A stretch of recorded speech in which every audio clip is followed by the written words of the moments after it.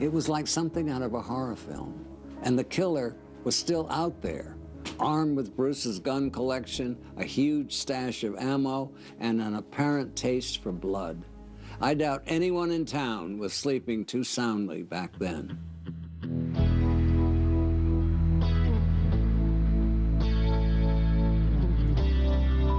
Libertyville, Illinois.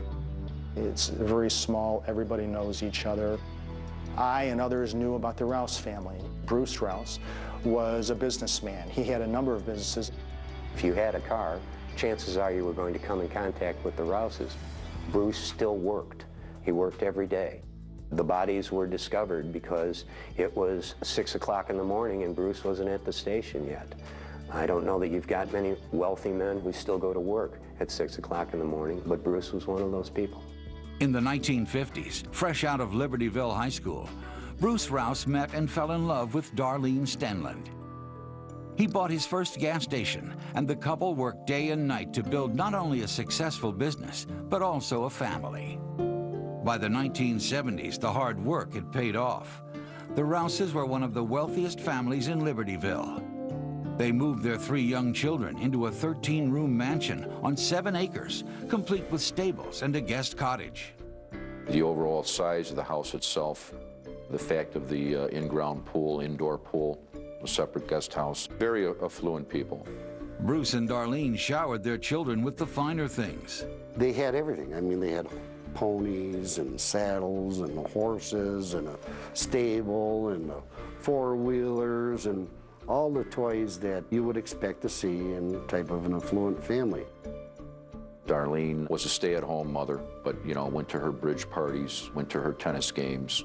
Rouse himself was a very successful businessman, not just in Libertyville, but all throughout Lake County. Made a lot of money. He employed a lot of people. They lived a life of privilege. The children drove expensive cars, went to good schools, and the Rouses projected an image of nouveau riche. But Bruce was always trying to expand his empire. Friends say he had started seeking new business ventures and may have been in over his head. Supposedly, Bruce had money invested in a couple of different companies, was involved in things like cable TV, which back then was a relatively new. The fact that he was willing to take chances, he may have partnered up or gotten into a partnership, and that possibly this was a hit. There were theories that Mr. Rouse had been involved in a business deal involving the mafia, and that maybe this was a business deal gone bad. But after interviewing some of Bruce and Darlene's closest friends, investigators discover there may have been bigger problems inside the Rouse mansion. On the outside, this was a successful family with attractive children, a successful business father, well-to-do, good schools. But evidently there was drug abuse, there were guns in the house, there were frequent parties. The Rouse family, they were not what they appeared to be. If it was one of those kind of families, and to say dysfunctional might be a good term. That was a family that had everything, but yet they had nothing. The love and the closeness just didn't seem to be there.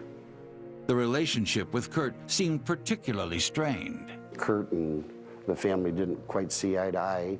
We had the reputation for being a party guy and a little bit of drugs involved. Kurt was even offered some money if he was going to the military, but he refused to do that. He had no really gainful employment. Cops learned Bruce and Darlene were fed up with his lack of direction and banished him from the home. He had been sent to a coach house on the property, and his electrical supply was a 200-yard extension cord from the main house, and he was only allowed in the house when parents were home. But where Kurt could do no right, Robin could do no wrong. Robin was in that private school type of crowd, the upper crust of society. She was daddy's girl, no question about that. She was given special attention that the other boys didn't get. And poor Billy was often lost in the shadow of his older siblings. Prior to the murders, Bill was going to an alternative school for alternative behavior. And there emerged, once the bubble burst, a picture that the Rouses were not a happy family and that there had been trouble before. The veneer of this family being so successful and so happy and well-adjusted was shattered. Police had searched high and low for a likely villain, from Chicago wise guys to the pump jockeys in Bruce's employ. Now they had to wonder if the real enemy had been living under the couple's noses all along.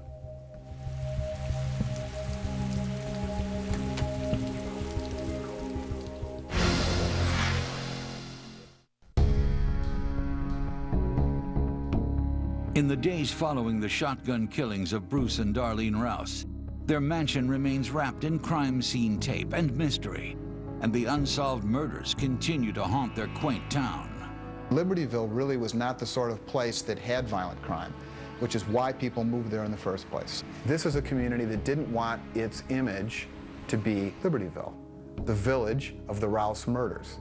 Without answers, the public is left to speculate. It's the type of thing that you would expect to happen in a relatively small town where you have this ghastly crime and no one's in jail. People decide for themselves what happened. Was it a robbery gone wrong, a targeted hit, or something else? As whispers of family strife spread quickly, the wealthy Rouse children began to shift from victims to suspects. The community, they were very alarmed. They hated to have the thoughts that there was a killer running loose in the village, number one, and secondly, hated the thought that maybe one of these children could be responsible for these murders. There was no break-in. There'd been a thunderstorm. The couple was shotgunned to death in their beds, apparently while they slept, in the middle of the night. The only other persons in or around the crime scene at the time were their adolescent children. Detectives begin to monitor the kids from afar. Now living with relatives in town, their behavior begins to raise red flags. The first thing I noticed is there was no grieving. There was no tears.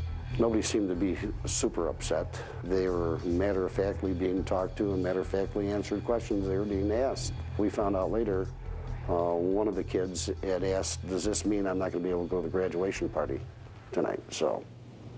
But cold-heartedness does not a murderer make.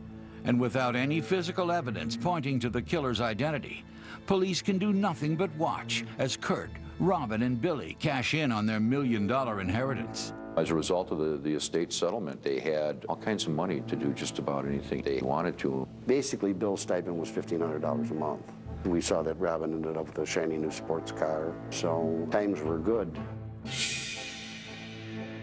Suspicion grows as people now see the orphans living it up off their dead parents' money.